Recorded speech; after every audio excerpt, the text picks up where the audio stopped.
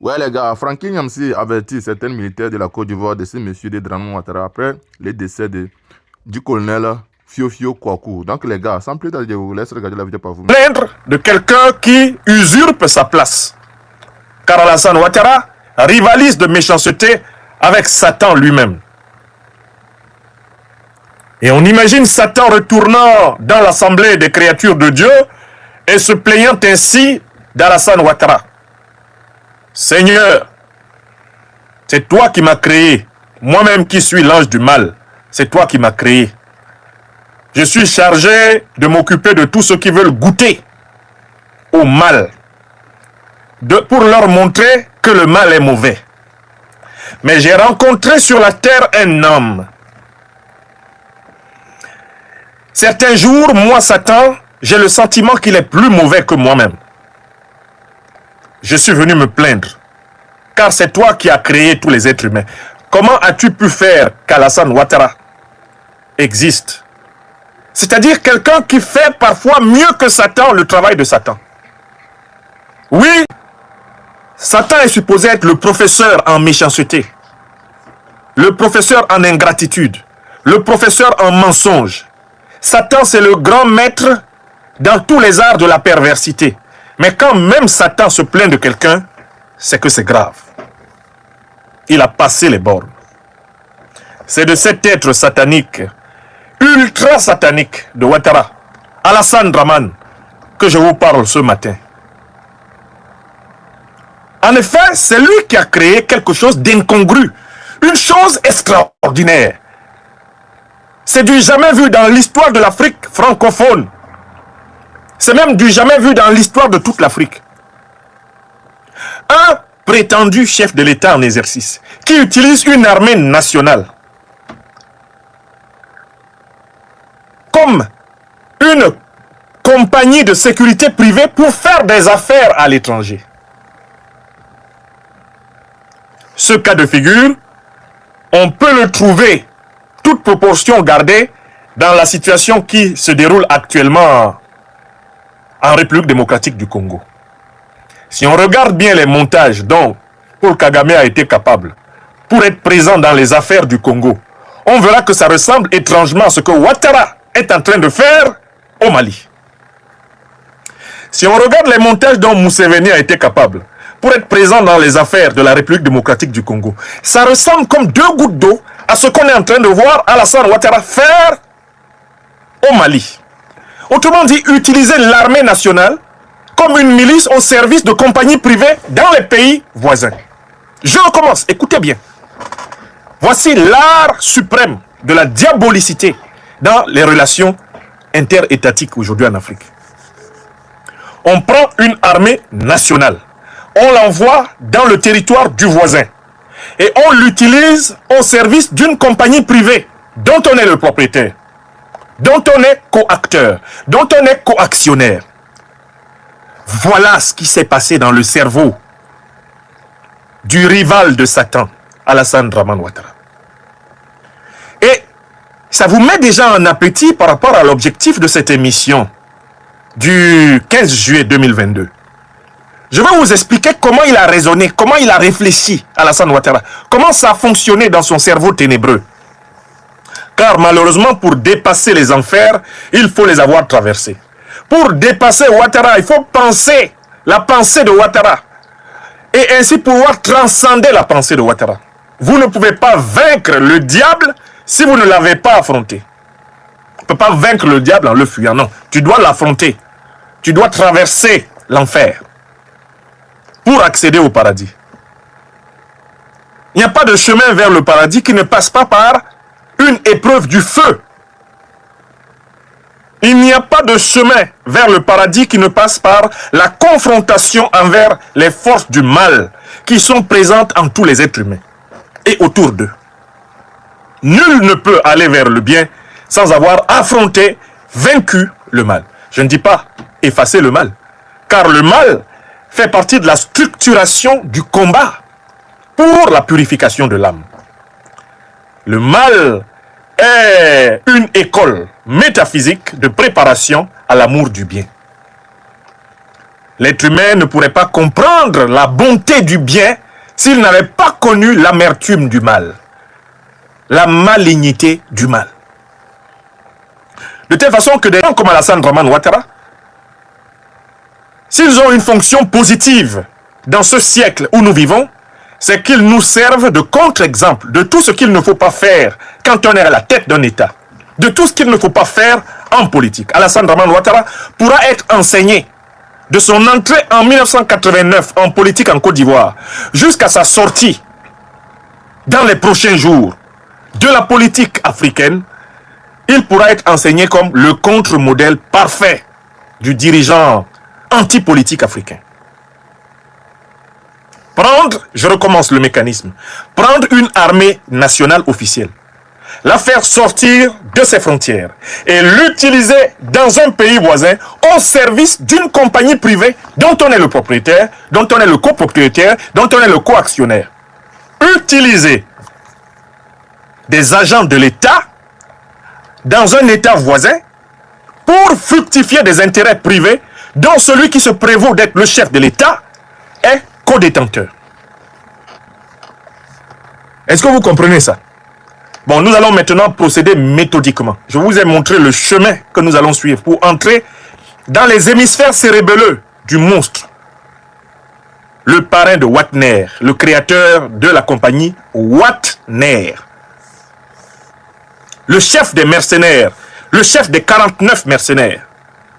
4 plus 9 égale 13, chiffre parfait qui rentre dans la logique de la malédiction, selon toutes les symboliques.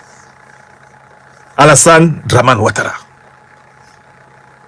le fils du 6, l'homme du 666, l'esprit ténébreux. C'est de lui qu'on parle ce matin. Donc serrez vos ceintures parce que vous allez découvrir un être humain d'une telle méchanceté que vous comprendrez que dans les sphères spirituelles, Satan même se plaigne de lui.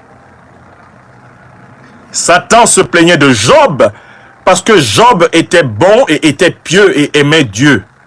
Et Satan prétendait que Job faisait son malin parce que Dieu lui avait tout donné. Dieu permit à Satan de tout retirer à Job et Job démontra qu'il aimait Dieu, c'est-à-dire la vie bonne, la vie suprême, la vie idéale, la vie juste et vraie, et qu'il l'aimait plus que les avantages passagers de la vie charnelle, de la vie terrestre, de la vie matérielle. Job sortit vainqueur de l'épreuve. Mais cette fois-ci, c'est Ouattara qui veut vaincre Satan. C'est Ouattara qui risque d'être vainqueur de Satan. Parce que c'est un homme dans le cerveau duquel les projets les plus sordides ont toujours été conçus.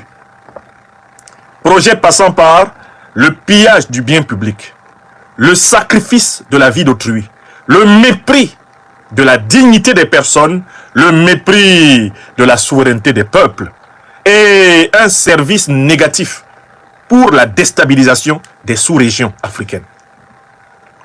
C'est un bilan terrible. Alors, pour vous mettre en appétit, pour vous expliquer le montage de Watner, je voudrais vous dire ce qui m'a inspiré ce matin. Je faisais ma revue de presse et aujourd'hui, 15, je voulais vous parler en fait de deux sujets. Je voulais vous parler, m'interroger sur le caractère presque indifférent de la réception, de l'audience qui a eu lieu hier en Côte d'Ivoire entre les trois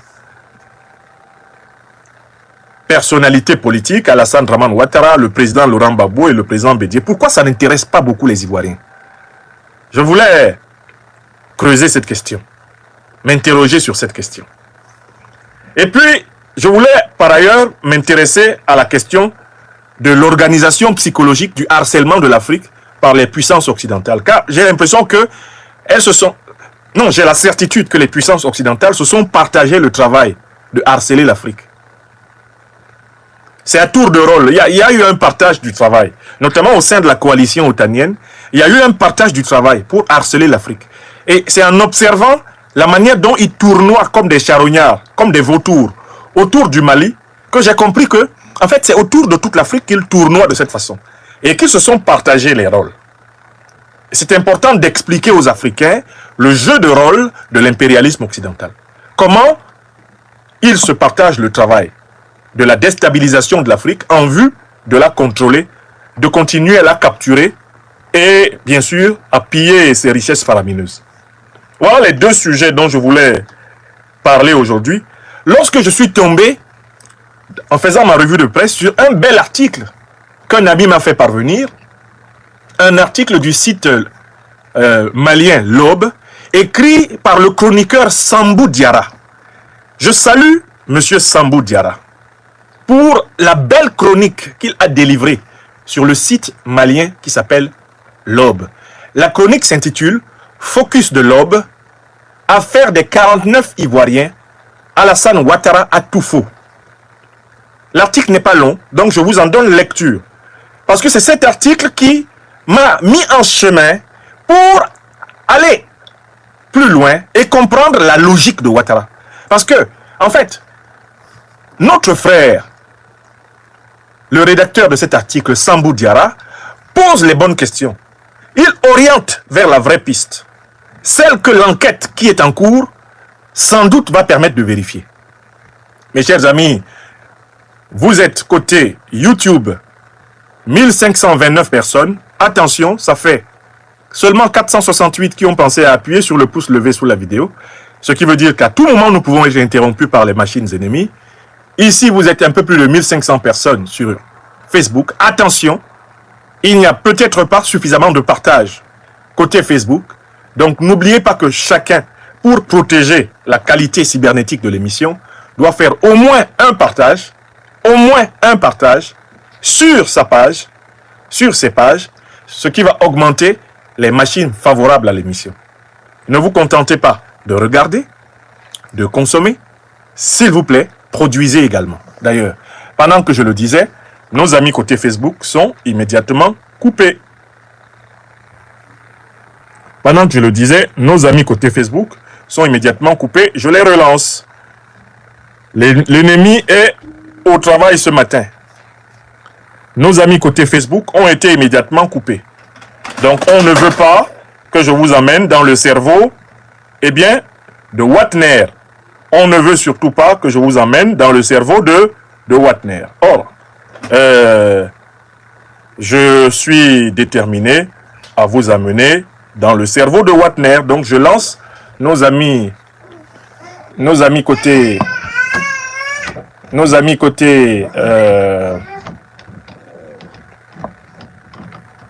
je relance nos amis côté Facebook, s'il vous plaît. Voilà, alors, l'émission est relancée côté Facebook. Suite de l'émission, donc deuxième partie de l'émission, mes chers amis. On va continuer. On va tout simplement continuer. Voilà, vous pouvez vous reconnecter. Je vous laisse 1 minute pour vous reconnecter. La suite, deuxième partie. Mes chers amis côté Facebook, on a eu un déséquilibre au niveau du partage. Et voilà pourquoi nous avons été furieusement attaqués et stoppés.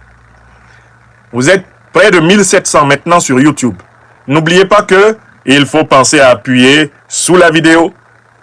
Appuyer sur le pouce levé sous la vidéo. Et faire chacun au moins un partage. Pendant que je le disais, c'est arrivé immédiatement. Nous avons été bloqués par le nombre de machines ennemies qui avaient réussi à se mobiliser. Voilà. Donc, la suite, deuxième partie donc de cette émission. Je vais vous donner lecture de l'article de M. Sambou Diarra. C'est un article qui vous conduit vers le cerveau de Ouattara. C'est un article qui ouvre le chemin pour comprendre le montage de Ouattara. Et c'est pour cela que dans la troisième et dernière partie de cette émission, je vais donc décrire ce qui s'est passé dans la tête de Ouattara. Comment Ouattara a monté l'affaire. Parce que si vous comprenez comment Ouattara a monté l'affaire, vous comprendrez toutes les impasses que cette affaire-là a révélées le 10 juillet. Je vous confie à nouveau cette émission, mes amis. Soyez actifs. Soyons actifs, ne soyons pas passifs pour aller jusqu'au bout. Donc, je vais vous donner lecture de l'article maintenant. L'article s'intitule « Affaire des 49 Ivoiriens. Alassane Ouattara a tout faux. Nul ne peut se prévaloir de sa propre turpitude. Cette règle de bon sens est en train d'être allègrement enjambée par les officiels ivoiriens, relayée bruyamment sur les réseaux par une bande d'histrions qui ont décidé dans cette affaire des 49 Ivoiriens au statut trouble de faire passer la victime, le Mali, pour le coupable. Les investigations en cours nous édifieront sur la situation personnelle de chaque membre de l'expédition. Mais les railleries à 2 balles, les menaces à peine voilées ou le chantage de représailles n'y changeront rien. La décrispation amorcée après la levée des sanctions a besoin de cette clarification pour s'inscrire dans la durée, après les malentendus accumulés et qui ne relevaient pas de la seule imagination fertile des Maliens. Nous sommes en effet nombreux à nous être couchés dans la nuit de dimanche à lundi, après le coup de chaud sur les réseaux sociaux, sur l'arrestation de militaires ivoiriens à l'aéroport de Bamako, avec un haussement d'épaule sur l'irresponsabilité ou la légèreté d'un chef qui n'a pas fait son boulot à Abidjan, créant ainsi une confusion sur la présence de ces, entre guillemets, soldats sur le territoire malien. Cette vision bonhomme d'une affaire plus que sérieuse a été balayée par le communiqué du gouvernement malien qui documente paragraphe après paragraphe un débarquement dont les conditions sèment un vrai trouble dans les esprits les moins poreux au complotisme.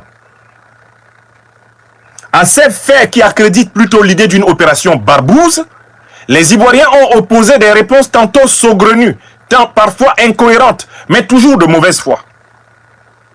Les doctes ivoiriens se sont d'abord gaussés des Maliens, assez peu futés pour penser qu'une opération de mercenaires se servirait d'une plateforme aéroportuaire, au mépris de la discrétion requise. Et si nous ne mesurons pas assez le grotesque de notre accusation, les défenseurs de Ado nous expliquent que la relève incriminée était la 8e du genre, et donc pas de quoi fouetter un agouti. Oh, mon frère Sambou, tu écris tellement bien. Je me suis délecté de cet édito. Je continue, mais je m'arrête d'abord pour vous dire le plaisir de lecture de cet éditorial. Il faut féliciter des éditorialistes qui ont cette qualité de plume. Je continue. Le raisonnement ivoirien pêche par cette fausse déduction. L'habitude des rotations s'est si bien installée que des esprits diaboliques ont pu penser qu'un énième débarquement, même avec les pires intentions, passerait comme lettre à la poste. C'était oublié un peu trop vite que le Mali sort d'un bras de fer avec ses voisins, qui a aiguisé sa méfiance, élevé son niveau de vigilance, en attendant des jours plus apaisés dans la cohabitation. Les profils bizarres identifiés dans la bande des 49, des étudiants aux mécaniciens, en passant par des maçons, électriciens, n'étaient pas pour rassurer le pays hôte. Merci à toi, Dibombari Mbok, mon jeune frère. Les autorités ivoiriennes, conscientes de la catastrophe annoncée, ont cherché à parer au plus pressé. Le ministre de la Défense a fait fuiter une note express sur les réseaux, adressée au chef d'état-major général, avec une liste de 50 noms en annexe, dont le chef de mission. D'où l'on découvre, soit dit en passant, les mœurs administratives ivoiriennes, où les sous-chefs ne se contentent pas de paraffer une décision à la signature du ministre, mais y apposent carrément un vu ostentatoire. Passons. On imagine mal le contingent présenter ce document à son arrivée et rencontrer la moindre difficulté auprès de la sécurité aéroportuaire en dehors des contrôles de routine. Le chef d'état-major général ivoirien, à la suite de son ministre, donne l'ultime couverture administrative officielle aux expéditionnaires avec un ordre de mission en bonne et due forme à la date du 8 juillet 2022. Cette paperasse, dans le cadre des mesures de confiance, aurait dû précéder l'arrivée de la relève et être transmise aux autorités maliennes. Au pire, être présentée par les éléments au moment de fouler le sol malien. La pathétique campagne de justification ayant montré ses limites, c'est Ado himself qui monte au créneau pour allumer le contre-feu, en réunissant à la hussarde un conseil national de sécurité pour égrener la même litanie de la version officielle mise à mal par les faits réels. Pour tenir en respect ces Maliens indociles, le communiqué du Conseil national de sécurité appelle la population ivoirienne à la retenue, comme si nous reprochions quelque chose à la population ivoirienne. Pendant que quelques activistes au dessein criminel entretiennent des propos de haine contre nos communautés sur place.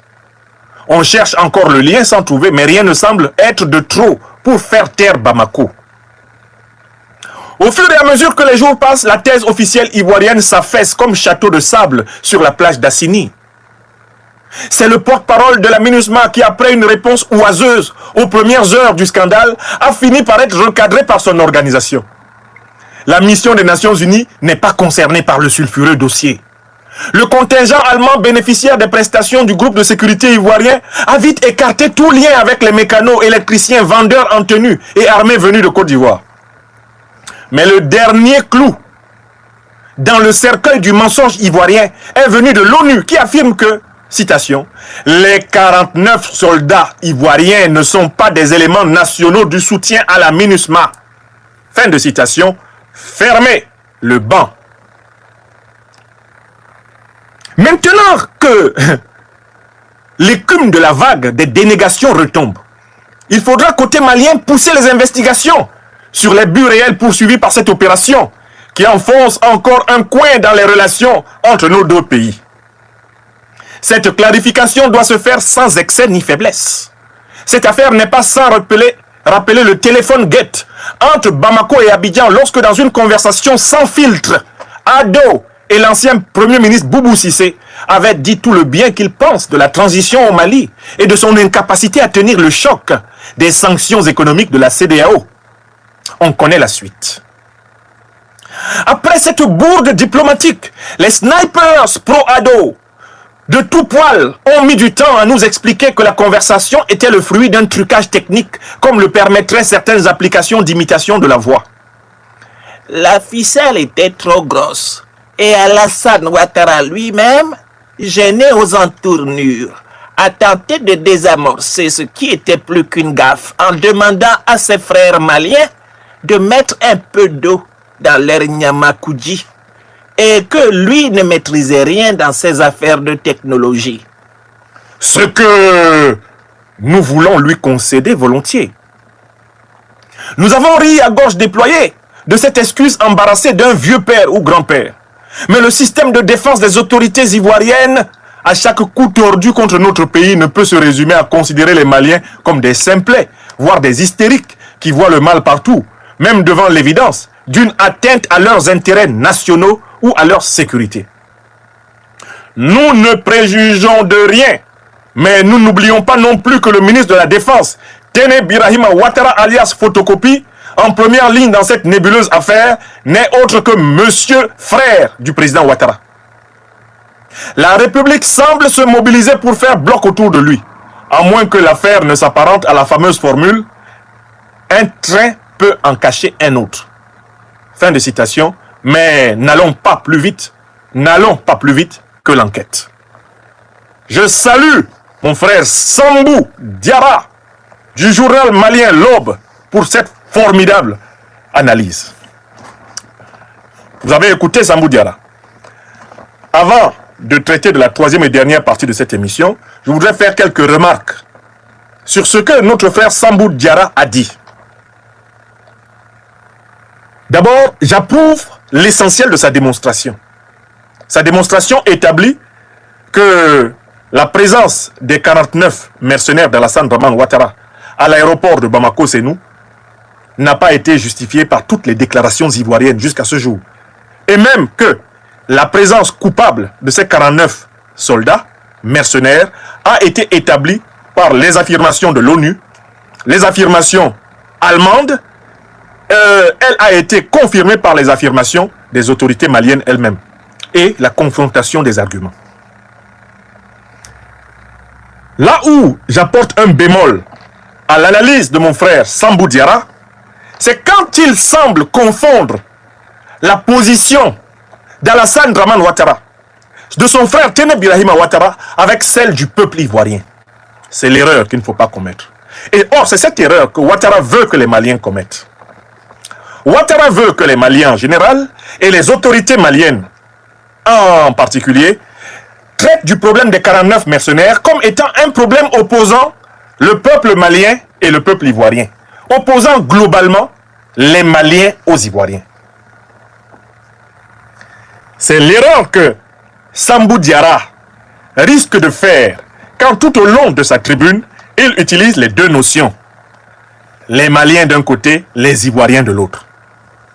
Le problème qui se pose là, ce n'est pas un problème qui oppose les peuples maliens et ivoiriens. Non.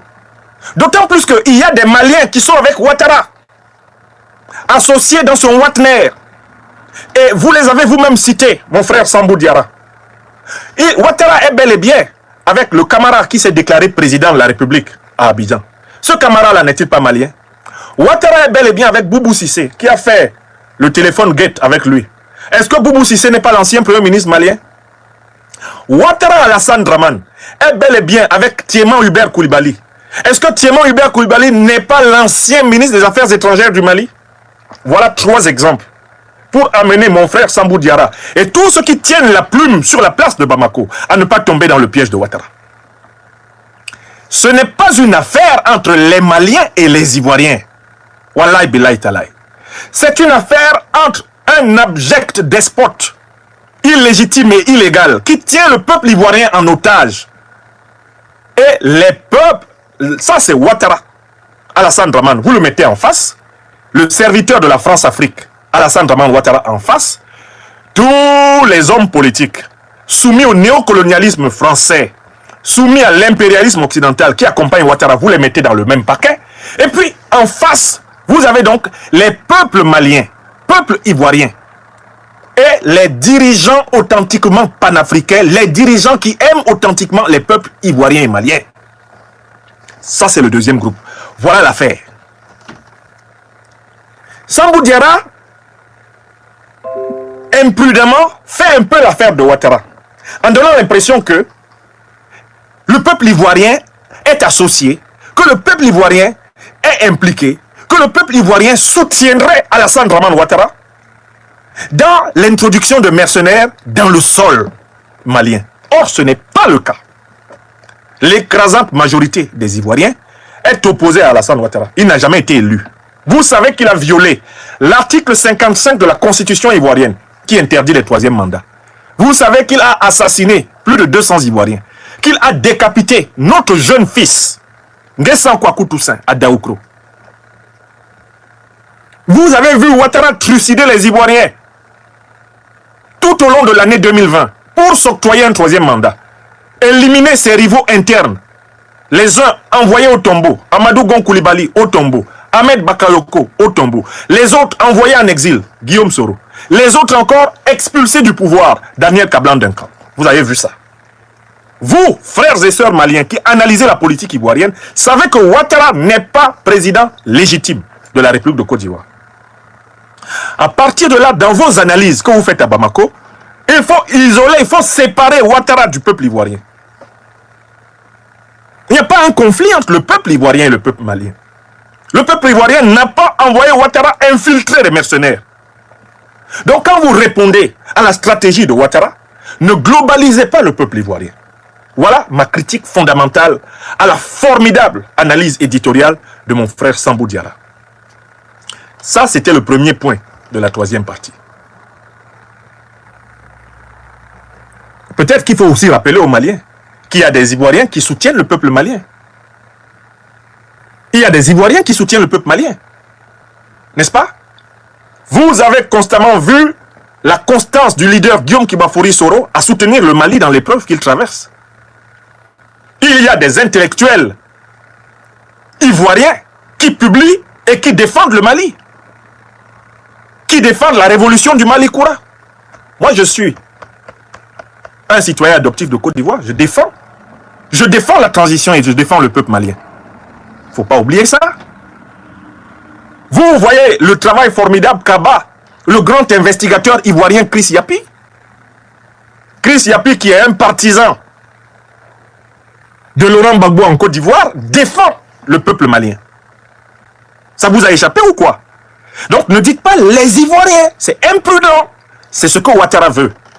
Ouattara veut, à l'occasion de la bourde, de l'agression qu'il a organisée contre le Mali, Ouattara veut fédérer les Ivoiriens derrière lui. Or, j'ai expliqué, et je me suis époumoné depuis des années à expliquer, que dans les années 90, dans les années 2000, Ouattara a utilisé les étrangers de Côte d'Ivoire contre le peuple ivoirien, et maintenant Ouattara croit qu'il peut utiliser le peuple ivoirien contre les étrangers de Côte d'Ivoire. Il faut l'empêcher de nous faire ça aller-retour. Il a fait aller, mais retour là, il est bloqué. Maintenant, allons plus loin. L'article de notre frère Sambou Diarra nous amène progressivement à entrer dans ce qui a dû se passer. Dans l'argumentation d'Alassane Dramane Ouattara, les 49 qui sont arrivés le 10 juillet faisaient partie de la 7e relève. C'était la 7e relève de ce qu'il appelle les effectifs NSE, les National Support Element. Car voyons bien les choses. Au Mali actuellement, il y a la MINUSMA. La MINUSMA est composée des contingents de plusieurs pays. La Côte d'Ivoire a dedans un contingent qui est composé de policiers et de militaires. Il existe un mécanisme de l'ONU qui s'appelle le mécanisme des National Support Elements. C'est-à-dire que lorsqu'un pays a un contingent dans une mission de l'ONU, il peut arriver que des contingents de soutien au contingent principal soient affectés.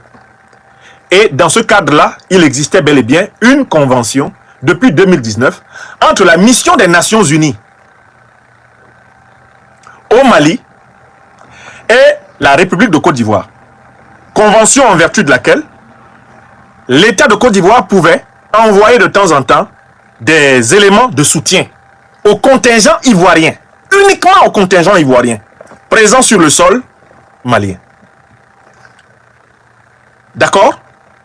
Donc, si on veut analyser la composition qui peut être légale des troupes ivoiriennes sur le sol malien, il y a le contingent ivoirien de la MINUSMA, qui est composé de policiers et de militaires. Ça, c'est un. Et on pourrait considérer comme légal et légitime la présence de contingents de soutien, NSE. Or, qu'est-ce qu'on a appris? C'est une information décisive, écoutez-moi bien. On a appris que, malgré l'existence d'une convention entre l'ONU et la Côte d'Ivoire, entre la mission des Nations Unies au Mali et la Côte d'Ivoire depuis 2019, la Côte d'Ivoire n'a jamais adressé à l'ONU un contingent de soldats considérés comme membres des NSE, c'est-à-dire un contingent de soutien, de soldats en soutien. Il faut que vous vous calmiez pour bien comprendre d'abord ça. Et Sambou Diarra semble avoir flairé le problème. Moi, je vous conduis donc dans le cerveau de Ouattara. Ouattara a obtenu une couverture en signant la convention avec la MINUSMA pour dire que de temps en temps, des éléments en soutien au contingent ivoirien allaient être envoyés au Mali. Ouattara a obtenu une couverture internationale. Mais en réalité, Alassane Ouattara n'a jamais mis ces éléments à la disposition du contingent ivoirien. Au lieu de les mettre à la disposition du contingent ivoirien, il les a plutôt mis à la disposition d'une société privée, la fameuse société SAS. Est-ce que vous comprenez? De telle façon que la MINUSMA ne maîtrisait pas du tout ces éléments, même s'il y a une convention entre la MINUSMA et la Côte d'Ivoire pour accueillir des NSE. Lorsque les supposés NSE arrivaient, on ne les mettait pas à la disposition de la MINUSMA. Quand ils arrivaient au Mali, on les détournait et on les mettait à la disposition de la compagnie Watner, de la compagnie de sécurité privée que Ouattara a créée à l'intérieur de l'armée ivoirienne en utilisant des soldats ivoiriens pour travailler à faire de l'argent dans le sol malien. Dites-moi que vous avez compris. Je suis prêt à ralentir ici pour que vous posiez, que ce soit ici sur Facebook ou YouTube, si quelqu'un dit qu'il n'a pas compris là, qu'il me dise. Vous voulez que je recommence? Dites-moi si je dois recommencer, parce que là on est dans le cerveau de Ouattara. Et ça va permettre d'expliquer tous les problèmes. Le Mali, qui ne contrôlait pas, Ibrahim Boubacar Keïta était un chef d'État incompétent. Le gouvernement Boubacar Keïta était incompétent. Sous Assimi Goïta, le gouvernement dirigé par le premier ministre Choguel Kokala Maïga a commencé à prendre en main les attributs de souveraineté du Mali. Il s'est donc mis à contrôler qui entre et qui sort du Mali. En effet, il a bel et bien eu cette relève. Mais ces relèves-là n'ont jamais été enregistrées par la MINUSMA. Parce que Alassane Ouattara n'a jamais mis réellement les contingents NSE à la disposition de la MINUSMA. Voilà pourquoi la MINUSMA a été obligée de reconnaître que même s'il existe une convention, jamais Alassane Ouattara n'a mis à la disposition la MINUSMA des NSE. Pourtant, il y a eu cette relève. Et donc la question c'est la suivante. par 7 fois, Alassane Ouattara a envoyé des relèves de soldats au Mali, mais ils ne sont jamais allés vraiment travailler avec la MINUSMA, ils sont allés travailler avec SAS Aviation, une compagnie privée qui fait de l'argent pour Alassane Draman Ouattara et, par hypothèse, on le sait, pour la famille Sall. Parce que Aliou Sall possède une compagnie privée qui a pratiquement le même nom et dont on peut imaginer qu'elle est en trust. SAS Aviation, qui est au Mali, est la face visible de la compagnie privée et bien de la famille Sall qui fait de l'argent avec Alassane Ouattara. Voilà le problème. Vous avez donc compris le mécanisme. Pourquoi la MINUSMA ne connaît-elle pas les éléments maliens? Parce que Alassane Ouattara n'a jamais confié ces éléments maliens à la MINUSMA. La MINUSMA connaît l'existence d'une convention qui date de 2019 entre l'État de Côte d'Ivoire et la mission des Nations Unies au Mali. Une convention d'envoi d'éléments de support, National Support Element. Ça, la MINUSMA connaît ça. Mais la MINUSMA n'a jamais eu, de la part de l'État de Côte d'Ivoire, eh bien, la transmission de listes de ces militaires-là qui viennent en NSE. Ils partent de Côte d'Ivoire, ils sont supposés être mis à la disposition de la MINUSMA. Quand ils arrivent à l'aéroport, ils s'en vont travailler pour une compagnie privée qui rapporte de l'argent à Alassane Ouattara, à Téné Birahima Ouattara, au clan Ouattara, et qui, on le sait maintenant, rapporterait également de l'argent à Aliou Sall et à Macky Sall. Est-ce que vous avez compris? Ninorme Longuer, Alamawe, Ikama, Ikamawa, Ojoua, Osengi Boam. Voilà le montage de Ouattara. Si vous avez compris ce point, vous comprenez que, en effet, il y a eu des relèves de contingents envoyés par Ouattara sur le sol malien. Mais ces contingents n'étaient jamais déclarés à la MINUSMA. D'où la MINUSMA dit, on n'a pas leur liste, on ne les connaît pas. Il y avait en effet une convention. Mais Ouattara a déguisé une activité commerciale privée sous la convention avec l'ONU. De telle façon que, en fait, l'ONU balance Ouattara parce que Ouattara utilise la chapelle, le chapeau, la couverture de l'ONU pour faire des affaires personnelles. Et à un moment donné, l'ONU en a eu marre, l'ONU l'a balancé. L'individu qu'on appelle Olivier Salgado qui est à Bamako, c'est un faux type. Au départ, il a tenté de couvrir Ouattara. Il a tenté d'utiliser la couverture de l'ONU pour dire oui, il existe une convention, il existe des éléments NSE et normalement ces éléments... Parce que Alassane Ouattara n'a jamais mis réellement les contingents NSE à la disposition de la MINUSMA.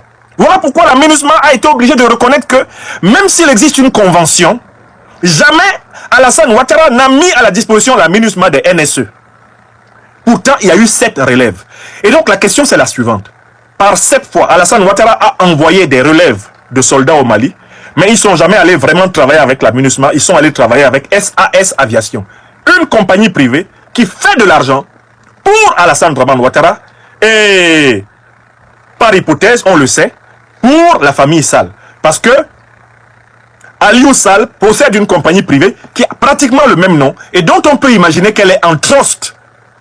SAS Aviation, qui est au Mali, est la face visible de la compagnie privée et bien de la famille Sall qui fait de l'argent avec Alassane Ouattara. Voilà le problème. Vous avez donc compris le mécanisme. Pourquoi la MINUSMA ne connaît-elle pas les éléments maliens?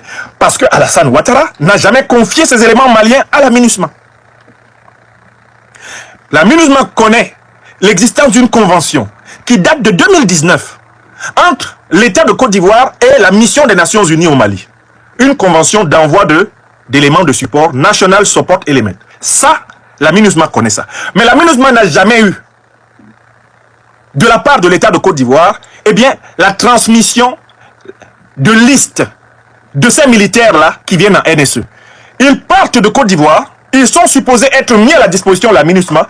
Quand ils arrivent à l'aéroport, ils s'en vont travailler pour une compagnie privée qui rapporte de l'argent à Alassane Ouattara, à Téné Birahima Ouattara, au clan Ouattara, et qui, on le sait maintenant, rapporterait également de l'argent à Aliou Sall et à Macky Sall. Est-ce que vous avez compris? Ninorme Longuer, Alamawe, Ikama, Kamewa, au Joua, au Sengi-Boam. Voilà le montage de Ouattara. Si vous avez compris ce point, vous comprenez que, en effet, il y a eu des relèves de contingents envoyés par Ouattara sur le sol malien. Mais ces contingents n'étaient jamais déclarés à la MINUSMA. D'où la MINUSMA dit, on n'a pas leur liste, on ne les connaît pas. Il y avait en effet une convention. Mais Ouattara a déguisé une activité commerciale privée sous la convention avec l'ONU. De telle façon que, en fait, l'ONU balance Ouattara parce que Ouattara utilise la chapelle, le chapeau, la couverture de l'ONU pour faire des affaires personnelles. Et à un moment donné, l'ONU en a eu marre, l'ONU l'a balancé. L'individu qu'on appelle Olivier Salgado qui est à Bamako, c'est un faux type. Au départ, il a tenté de couvrir Ouattara. Il a tenté d'utiliser la couverture de l'ONU pour dire oui, il existe une convention, il existe des éléments NSE et normalement ces éléments NSE sont signalés à l'État-Mali. C'était pour tenter de sauver Ouattara. Et puis quand ses patrons à New York ont répondu à RFI et lui ont ordonné d'aller vérifier si jamais Ouattara a déjà donné une liste, si Ouattara a déjà déclaré des armes qu'il introduit au Mali, eh bien allez trouver dans les documents de la MINUSMA les listes de soldats et les armes que Ouattara a introduites au Mali dans le cadre de NSE. Étant entendu qu'il en est à la 7e relève, là on a découvert que Ouattara n'a jamais donné des listes, Ouattara n'a jamais déclaré les armes qu'il introduit au Mali. Vous avez compris maintenant? Est-ce que vous avez compris? Et je m'adresse ici à mes frères et sœurs, les moutons de la bergerie. Je m'adresse aux moutons de la bergerie. Maintenant, on a compris. On a tout compris. Alassane Ouattara a détourné des contingents de l'armée ivoirienne pour faire de l'argent privé dans le dos du peuple Côte d'Ivoire, dans le dos du peuple malien, au Mali. Et en se cachant sous l'égide de l'ONU. Est-ce que vous avez compris? Mais si vous avez donc compris, vous êtes entré dans le cerveau d'Alassane Ouattara. Mais vous n'êtes pas encore allé au bout dans son cerveau. Je vous amène plus loin. On va descendre jusque dans sa glande pinéale, au cœur de son cerveau. Je vous ai dit que Ouattara a monté cette milice avec 2 objectifs. Je dis bien 2. Écoutez-moi bien. Premier objectif, vous savez, Ouattara, comme l'a dit le président Laurent Gbagbo, le couple Ouattara, c'est pas un couple politique, c'est une entreprise. Laurent Gbagbo a diagnostiqué ces gens-là très tôt. On l'a écouté trop tard. Il a dit, les Ouattara là, ce n'est pas un couple pour faire la politique. C'est une entreprise. Partout où ils voient de l'argent, ils perdent la raison et montent des stratagèmes pour capturer de l'argent. Ils sont maudits parce que ce sont des esclaves de la matière. Ils sont des esclaves de la partie la plus basse de la nature, la matière. C'est cette partie la plus basse de la nature que représente l'argent. L'argent qui permet d'acheter toutes les choses. Ils sont esclaves de l'argent. Et comme ce sont des gens qui consentent des sacrifices énormes, notamment des sacrifices humains, il leur faut de l'argent en permanence pour corrompre. Il leur faut de l'argent en permanence pour asseoir leur domination. Donc, les Ouattara, quand ils dorment, ils rêvent de plans pour gagner de l'argent. Quand ils se réveillent, ils montent des plans pour gagner de l'argent. Quand ils se reposent, ils parlent argent. S'il y a un sujet dont on parle chez Alassane Ouattara 24 heures sur 24, même en sommeil, c'est l'argent. Parce qu'il est esclave de la matière. Et vous savez que quand vous êtes esclave de l'argent, vous avez systématiquement besoin d'en gagner parce que vous êtes obligé de corrompre en permanence toujours une quantité grandissante de personnes pour garantir votre position. La dépendance envers l'argent crée une soif inextinguible d'accumulation d'argent. Et cette accumulation elle-même s'entretient par des sacrifices, y compris les sacrifices humains. Puisque, en fait, quand vous considérez que l'argent est plus important que les gens, même votre vie passe après l'argent. Par conséquent, la vie des autres ne vaut rien. Vous pouvez sacrifier tous les autres. Puisque de toutes les façons, avoir de l'argent, c'est le but de votre vie. Votre âme, vous l'avez oublié. Et vous consacrez toute votre intelligence à élaborer des stratagèmes pour capturer les richesses du monde. Que vous allez paradoxalement déposer avec votre corps. Car vous allez mourir. nous allons mourir. C'est-à-dire que, qu'est-ce qui permet de posséder des biens matériels? Pour posséder des biens matériels, il faut avoir un corps. Pour conduire une voiture, il faut des mains. Pour nager à la piscine, dans une belle piscine, il faut avoir des bras, des pieds, un corps. Pour faire l'amour, il faut avoir un corps, un sexe, des organes. Donc en fait, ce qui nous permet de jouir des richesses de la terre, c'est le fait que la nature suprême, Dieu, nous a dotés d'un corps. Or, la mort, qu'est-ce que c'est? C'est le retrait du corps. Donc quand tu as retiré le corps, tu perds toutes les richesses dont jouissait justement le corps. Mais le problème, c'est que si toute ta vie, tu l'as consacrée uniquement aux jouissances de ton corps, tu perds aussi ton âme. Et tu ne peux pas être admis dans des nouvelles universités sublimes de la vie. Car tu as perdu ton âme au profit de ton corps, qui lui a vocation à périr. C'est Ouattara. Vous avez compris le fonctionnement de Ouattara et de sa femme. Sa Jézabel, comme je l'ai nommée. La Jézabel de la Côte d'Ivoire. L'accapareuse absolue. Dévorant tous les biens des Ivoiriens. Depuis maintenant presque 40 ans. Depuis le premier des Ivoiriens, Félix Houphouët-Boigny, jusqu'aux plus petits qui sont dépossédés, expropriés aujourd'hui à Abidjan pour aller vivre dans les cimetières. Ils sont voraces, les Ouattara, les époux Ouattara. Car ce n'est pas un couple politique, c'est une entreprise. Selon la formule du président Babou.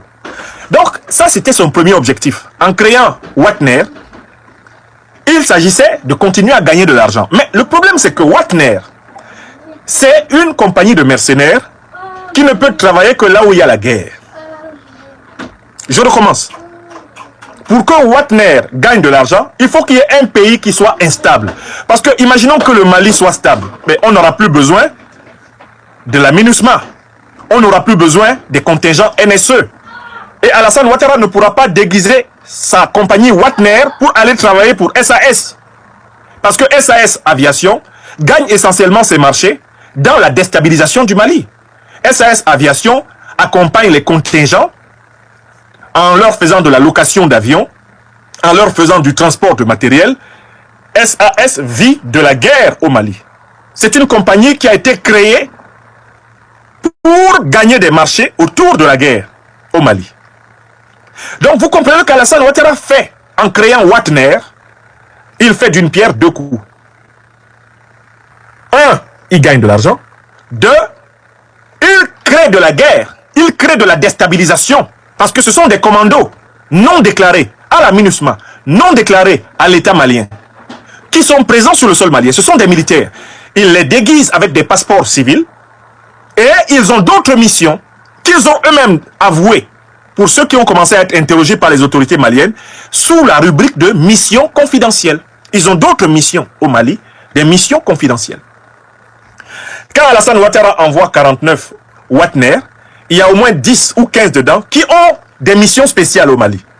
Par exemple, à un moment donné, ils vont se déguiser en faux djihadistes Peul. Ils vont attaquer une communauté Dogon. Ils vont attaquer une communauté Bambara. Pour pousser les communautés Dogon et Bambara à attaquer les communautés Peul. Ce qui va entretenir le chaos. Par exemple, parfois ils vont s'habiller en faux dozo. Ils s'habillent en tenue de dozo. Et là, ils vont aller attaquer les communautés Peul. Pour pousser les communautés Peul à considérer que ce sont les Bambara et les Dogons qui les attaquent.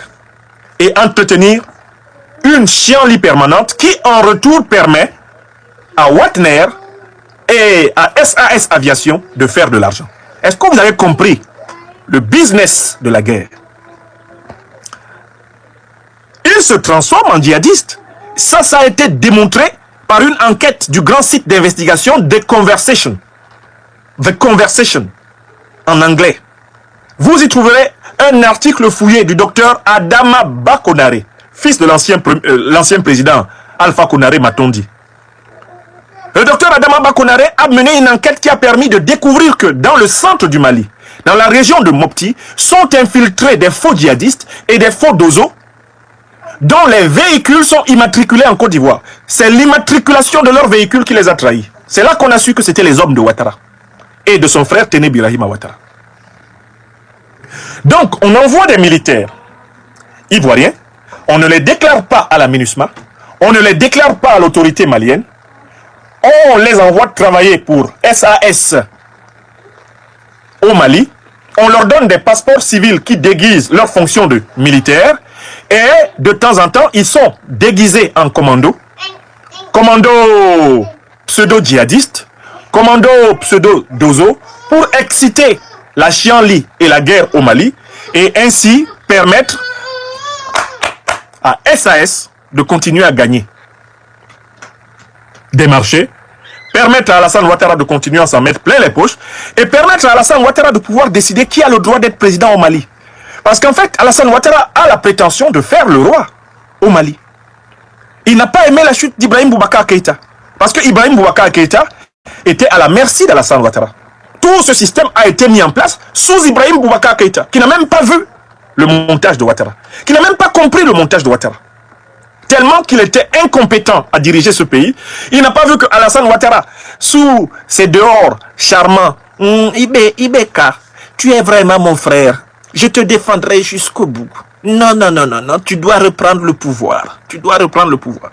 Ibeka pensait peut-être que Ouattara l'aimait, mais Ouattara l'a utilisé. Ouattara a infiltré le Mali de commando. Ouattara a signé une convention avec la MINUSMA pour cacher sa propre compagnie de mercenaires, Watner. Voilà la réalité.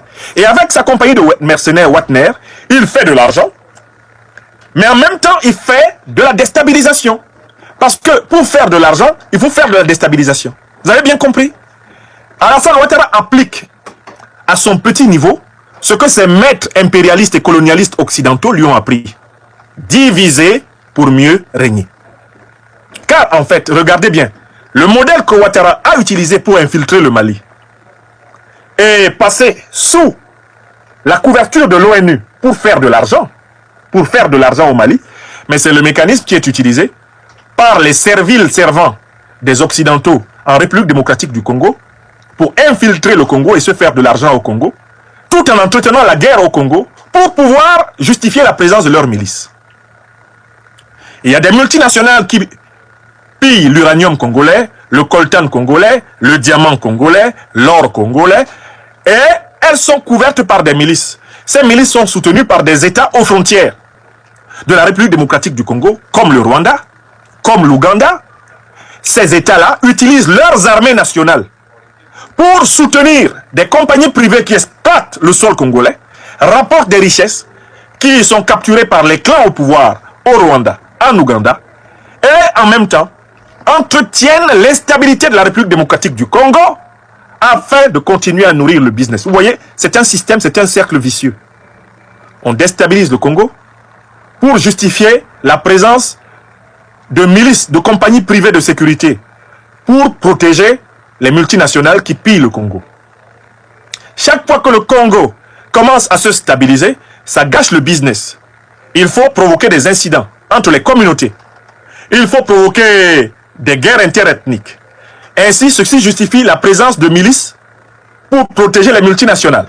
Et ainsi, ceci permet de payer effectivement les commanditaires des milices et en même temps de leur donner une partie des minerais qui sont exploités.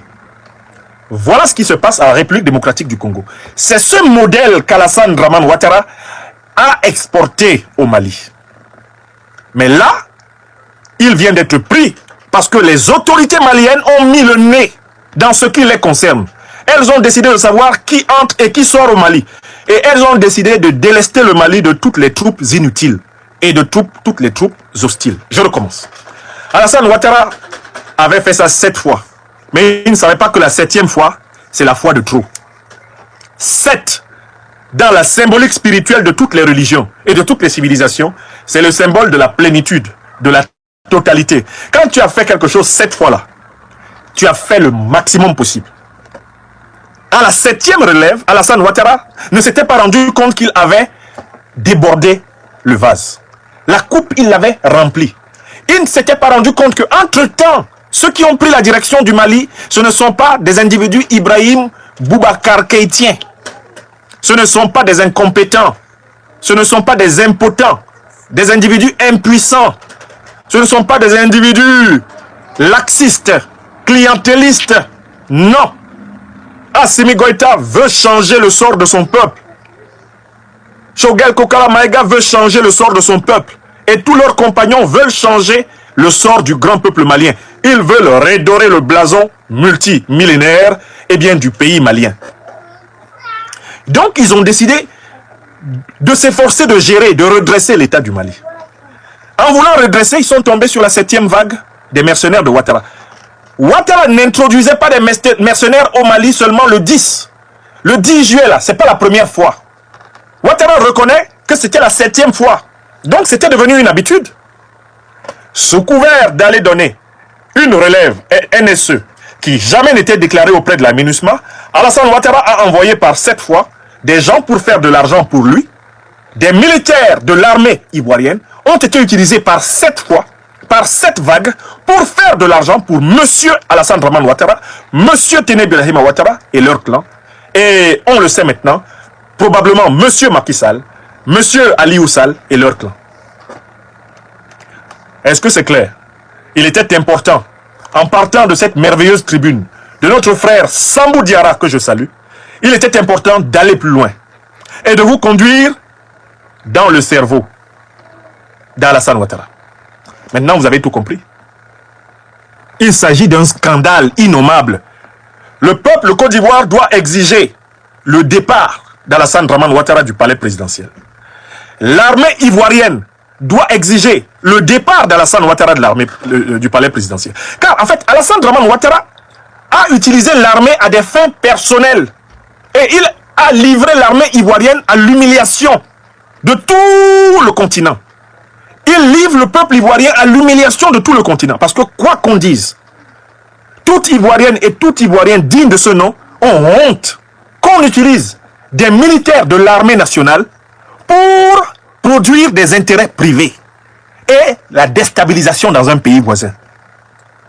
Voilà pourquoi j'invite mes frères et mes sœurs au Mali à comprendre que le premier qui souffre aussi de cette politique d'Alassane Draman Ouattara, c'est le peuple ivoirien. C'est l'humiliation suprême. Depuis que l'armée ivoirienne a été fondée, personne ne l'avait jamais utilisée de la sorte. Le président Houphouët-Boigny n'avait jamais pris les militaires ivoiriens pour les envoyer travailler pour une compagnie privée hors de la Côte d'Ivoire. Le président Henri Konan Bédié n'a jamais pris les militaires ivoiriens pour les envoyer travailler pour une compagnie privée en dehors de la Côte d'Ivoire. Le président Robert Gueye, général d'armée, pendant l'année où il a tenu la transition, n'a pas pris des militaires ivoiriens pour les envoyer à l'étranger, travailler pour des intérêts privés. La tradition, c'était que les militaires ivoiriens, quand ils sortent, c'est dans le cadre des missions des Nations Unies.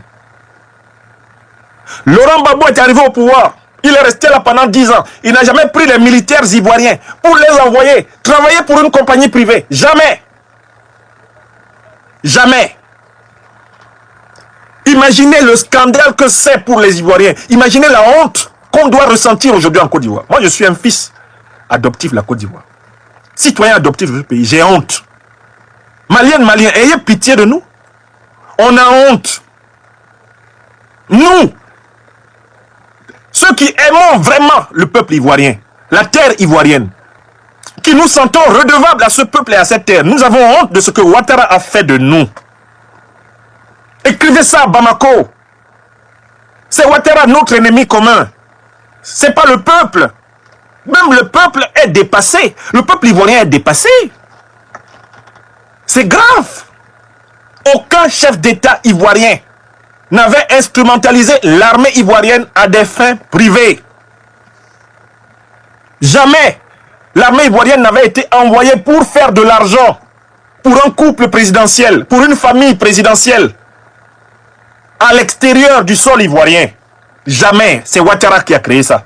Et depuis 2019, il viole l'espace de la souveraineté malienne en envoyant des militaires qui ne sont contrôlés finalement que par lui.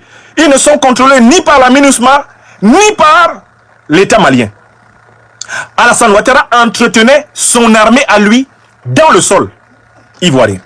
Et maintenant, dans le sol malien. Donc, maintenant, il faut imaginer que cette milice des Wagner pourrait avoir des missions en combinaison avec le contingent, ou en tout cas avec certains membres du contingent ivoirien présent au Mali. Il pourrait y avoir une jonction. Une jonction était possible entre le contingent ivoirien présent dans la MINUSMA et la milice Wagner. Et ça donne quoi? Ça donne tout simplement une véritable armée de pratiquement 200, 300, voire 400, même 1000 hommes qui peut combattre contre l'armée malienne sur le sol malien. C'est cette configuration que les autorités maliennes ont vu venir. Quand elles ont découvert qu'en fait Alassane Ouattara envoyait régulièrement des soldats à l'intérieur du Mali, sans les déclarer à la MINUSMA, ni les déclarer préalablement aux autorités maliennes, les autorités maliennes ont compté et ont imaginé donc ce que ça veut dire. Ça veut dire qu'Alassane Ouattara possède en leur sol une armée. Il possède une armée. Et il s'agit de la démanteler.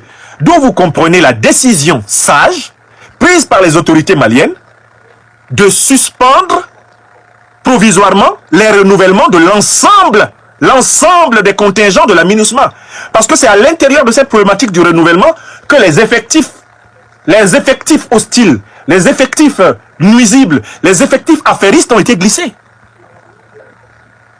Quel État, se retrouvant dans une telle situation d'infiltration généralisée par des troupes inconnues, non déclarées, s'amuserait à laisser le renouvellement, les rotations militaires se poursuivre? Quel État sérieux le ferait? Le président Assimi Goïta a décidé de faire sérieusement la politique du peuple malien. Le Premier ministre Choguel Kokala Maïga a décidé de faire sérieusement la politique du peuple malien. Est-ce qu'on peut leur reprocher ça? Non. Alors donc, pour finir, écoutez ce que le Premier ministre Choguel Kokala Maïga a dit. En 1 minute 30, il a tout dit. Des raisons pour lesquelles les 49 mercenaires d'Alassane Ouattara sont encore détenus aujourd'hui, contrairement aux mensonges que certains partisans de Ouattara répandent. Ils sont à la disposition de la justice. Les vérifications sont en cours. Ils ne seront pas libérés tant qu'il ne sera pas établi qu'ils sont innocents. S'il est établi qu'ils sont coupables, ils subiront la rigueur de la loi malienne. Il n'y a rien à faire. C'est la justice qui va le dire. Par contre, selon les informations qui nous parviennent, il y a 16 éléments qui étaient déjà présents sur le sol ivoirien, avec un statut tout aussi ambigu. Eux, ils ont été priés de dégager tout de suite. Eux, ils étaient déjà présents sur le sol ivoirien, avec le sol malien, pardon, avec un statut tout aussi ambigu. Ils ne sont pas dans les listes de la MINUSMA et l'État malien ne les a pas reconnus, ne les a pas réceptionnés comme étant membres du contingent ivoirien. Ces 16-là, ils ont été mis dans un avion et renvoyés en Côte d'Ivoire. Voilà pourquoi un certain nombre de militants aveugles, comme on les appelle, les moutons du RHDP, se sont répandus ces 2 derniers jours avec des annonces de libération des 49. Les 49 ne sont pas encore libres. Et ils risquent de ne pas l'être pour très longtemps, selon mes analyses. Et de toute façon, s'ils étaient libres, les autorités maliennes communiqueraient pour dire pourquoi ils les libèrent. Ils ne sont pas libres. Parce que, en fait, on vient de découvrir qu'Alassane Ouattara entretenait de facto une armée parallèle dans le sol malien. C'est une armée parallèle. Les 7 relèves dont parlent les déclarations ivoiriennes sont 7 relèves, en réalité, de mercenaires. Puisqu'ils ne sont reconnus ni par la MINUSMA, ni par le gouvernement malien, ils n'avaient pas à être là. Ils n'avaient pas même à faire toutes ces relèves. Tout cela était frauduleux. Et ça renvoie au dysfonctionnement, à la déliquescence de l'État sous Ibrahim Boubacar Keïta, le principal responsable, effectivement, de cette porosité du sol malien pendant la période de 2019 à aujourd'hui 2022. Donc, que dit le Premier ministre Choguel Kokala Maïga? Une toute petite vérité que j'aimerais que vous écoutiez. J'ai reçu une vidéo TikTok ce matin, en 1 minute 17, où le Premier ministre Choguel Kokala Maïga résume la situation et explique que c'est l'arrogance ivoirienne même qui a emballé l'affaire et qui a compliqué l'affaire. Parce que si les Ivoiriens s'étaient précipités à reconnaître leur tort dès les autorités ivoiriennes, si les autorités ivoiriennes s'étaient précipitées pour reconnaître leur tort le dimanche 10 juillet, lorsque les explications leur étaient demandées, la situation aurait peut-être rapidement évolué vers un accord à l'amiable. Mais le Premier ministre nous explique que le Mali a été méprisé. Quand il a demandé des explications, on l'a envoyé paître. Toute la journée du dimanche, on a envoyé paître le Mali. On l'a traité comme moins que rien. On a considéré qu'on n'avait pas d'explication à lui donner sur des éléments et des armes introduites sur son territoire sans son autorisation. Écoutons le Premier ministre, il le dit à sa façon inimitable. En plein midi, Attendez. venir avec des papes. Voilà. Vous savez, mon groupe, là, c'est pour en plein midi, venir avec des papiers, attendre 48 heures pour donner des explications, alors que ce jour-là, pendant toute la journée, nous avons demandé à tous les responsables qui parlent maintenant, ils disent qu'ils n'étaient pas au courant. Vous leur avez demandé, ils disent que... On a pris nos responsabilités, on a commencé à sortir des papiers, donner des explications. Quand on les a arrêtés, Personne ne va nous troubler. là ils sortent des C'est papiers. Dieu qui avait cette transition. Et nous allons faire les vérifications nécessaires quand il y aura les conclusions. Nous cherchons des problèmes avec aucun pays, sur un pays pacifique. Nous voulons une bonne entente avec tous les pays du monde et particulièrement avec nos voisins. Mais nous voulons qu'on nous respecte. Nous voulons qu'on nous respecte. Ça, c'est une exigence fondamentale. Et quand le président a parlé avant-hier avec le secrétaire général de l'ONU, il a terminé par dire que notre souveraineté n'est pas négociable. Nous devons respecter. Voilà. Celui qui comprend ça, on peut travailler avec lui sans aucun problème. On n'est pas personne. Merci. Je vais le faire relire une dernière fois. Il faut les gens qui sont venus de l'extérieur là. Vous savez comment mon groupe là, c'est pour faire une tour là. En plein midi, venir avec des papiers,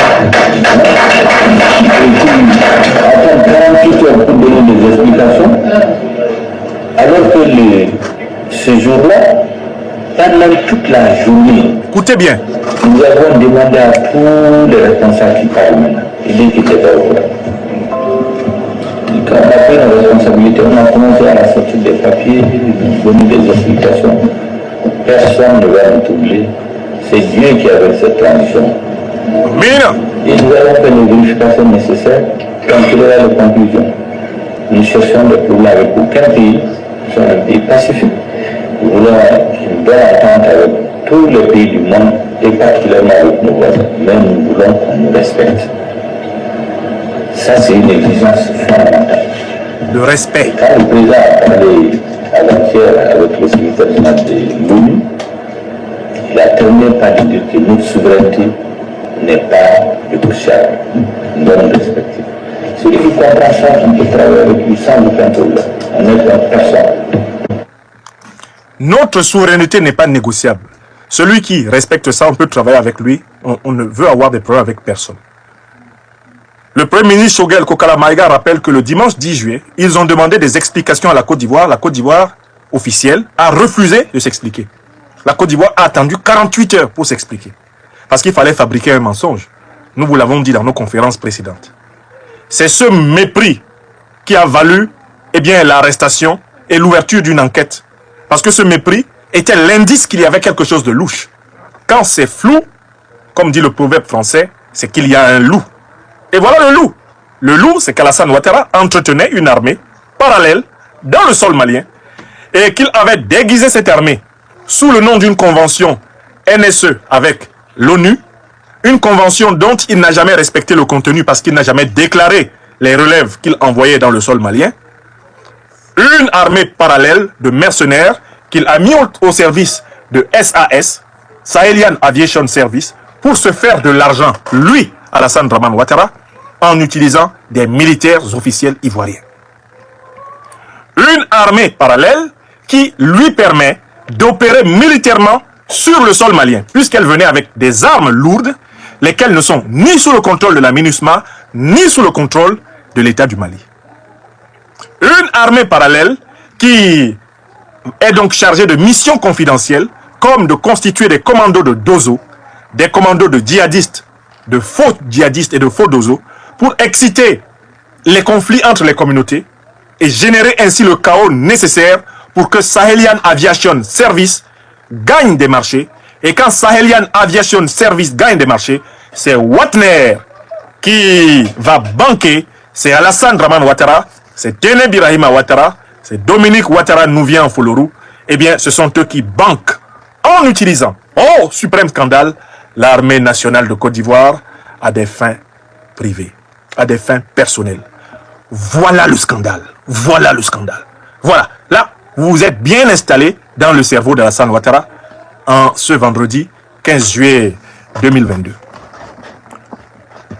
Voilà ce que je voulais mettre à votre disposition, mes chers amis. Eh bien, je vous souhaite une excellente suite de journée. Bien sûr, sans oublier les salles. Les salles sont à la tête d'une société de service à l'aviation qui s'appelle Sahelian Aviation.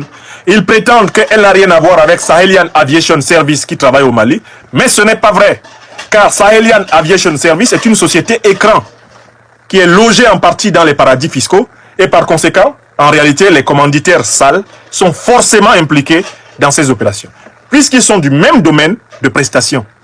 Sahelian Aviation, basé à Dakar, détenu par Aliou Sall, le frère de Macky Sall, eh bien, opère dans le même domaine d'activité que Sahelian Aviation Service, basé au Mali. Donc, Sahelian Aviation Service, basé au Mali, c'est le cache-sexe probable d'Aliou et Macky Sall, d'autant plus que cette société-là est fichée dans les paradis fiscaux. C'est-à-dire ne veut pas révéler ses vrais propriétaires. Or, nous, on les connaît. Ouattara Draman, sa femme, son frère, Macky Sall, son frère, doivent rendre des comptes au peuple sénégalais, au peuple malien, au peuple ivoirien, de l'instrumentalisation de l'armée nationale ivoirienne pour des missions et des bénéfices privés. Il fallait que cela soit su et que nul ne dise « je n'ai pas compris ». Maintenant, vous avez compris. Vous avez compris.